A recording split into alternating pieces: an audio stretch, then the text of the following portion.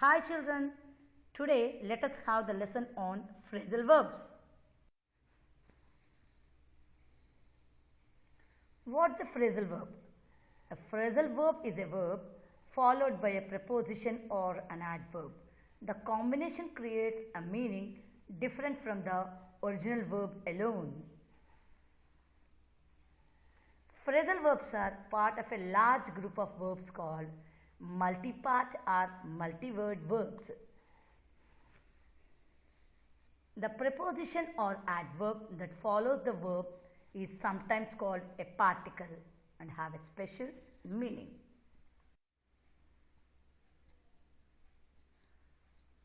Verbs in English can be divided into two main groups, transitive verbs and intransitive verbs. To start with, we will look at transitive verbs. Transitive verbs require an object to complete the meaning. For example, I need. This sentence is incomplete. This information, there is no sense. Probably wondering, you need what? You want more information. Why is the sentence incomplete?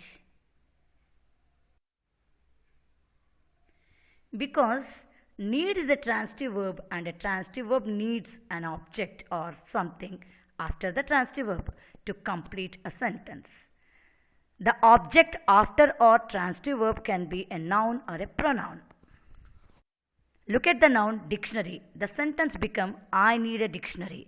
Now the sentence is complete and we can understand that we added the object a dictionary after the transitive verb. The order is subject plus transitive verb plus object. We can see a transitive verb need an object after that. Transitive phrasal verbs. The same rule applies to transitive phrasal verbs which also require an object. If someone says, I am looking for, this sentence is incomplete. You would have a question, looking for what or looking for whom? Again the sentence is incomplete because we need an object after this transitive verb.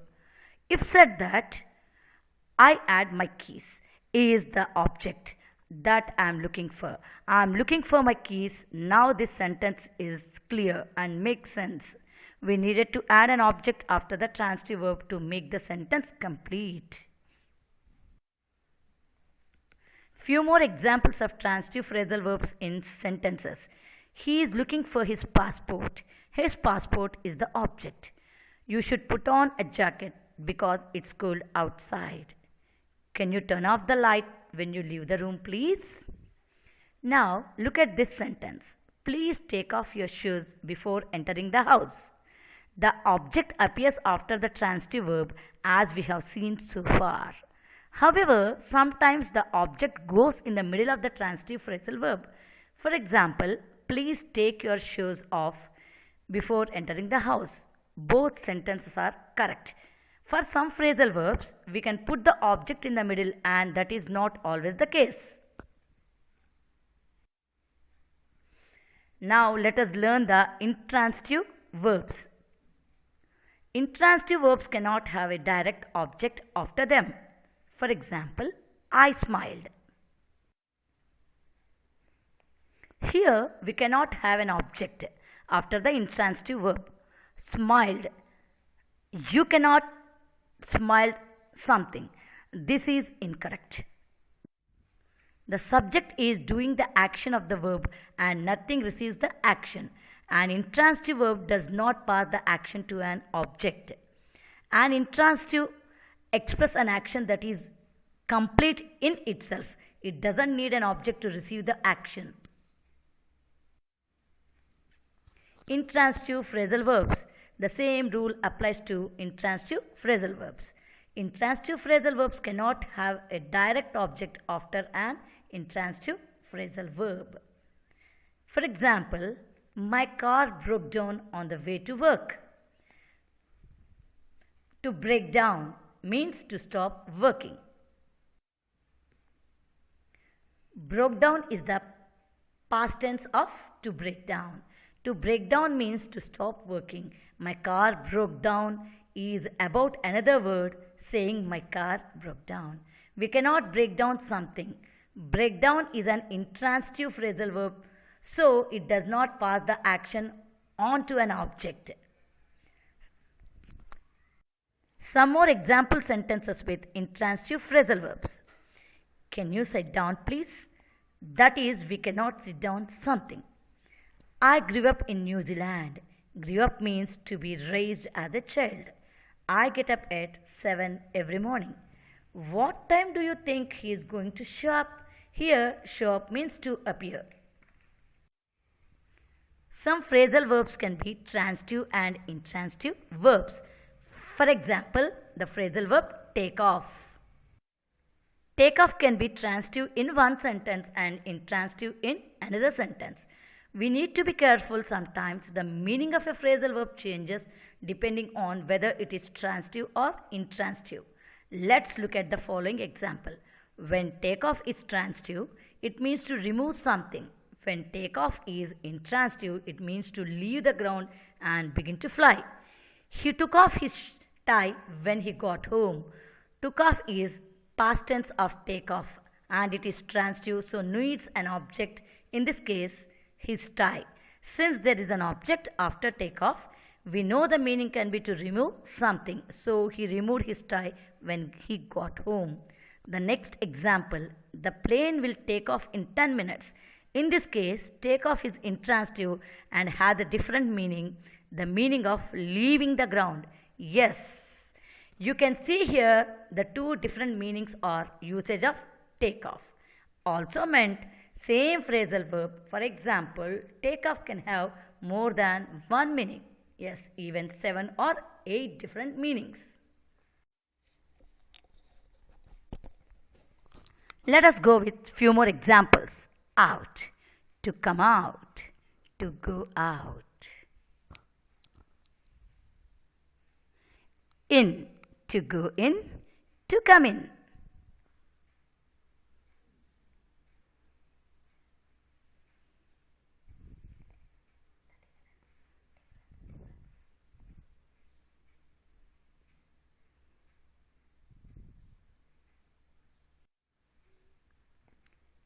Pick up, to pick up.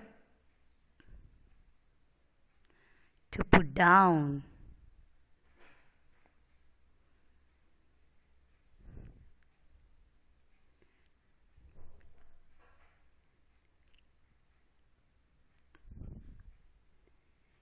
To pick up, to drop.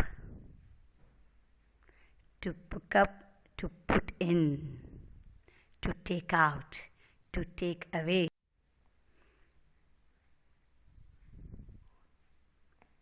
To travel. On, phrasal verb on. On, is it correct? No. In.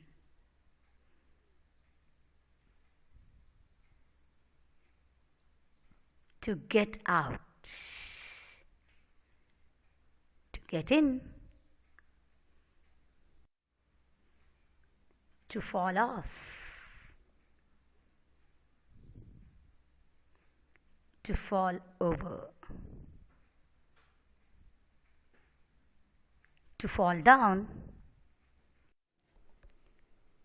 Children, let us conclude the session with a small animated story with few more examples of phrasal verbs. The story of Bonnie and Clyde. Bonnie got along with Clyde very well. They were brought up in poor families. They came up with plans to steal money. They always looked after each other. Got along with means was friendly. Brought up means care for and educate. Came up with means thought of. Looked after means cared for.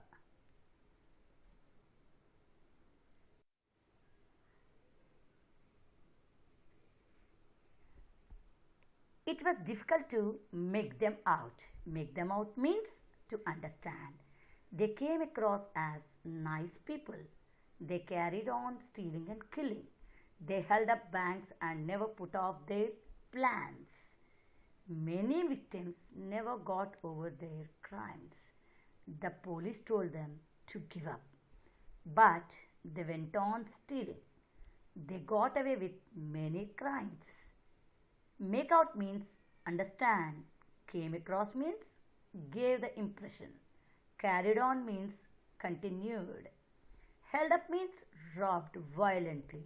Put off means postponed. Got over means recovered. Give up means surrender. Went on means continued. And got away means continued.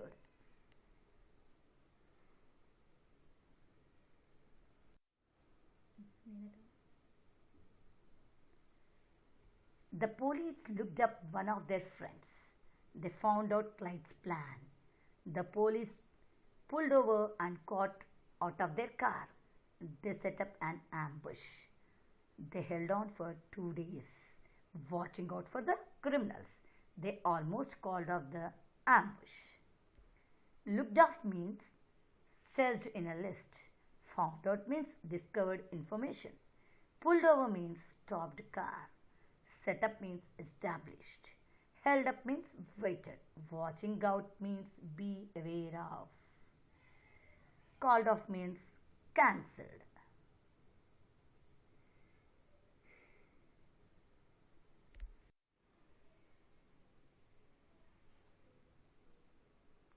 When Bonnie and Clyde turned up, their life of crime fell apart. Turned up means arrived. Fell apart means unable to continue. Here ends the story.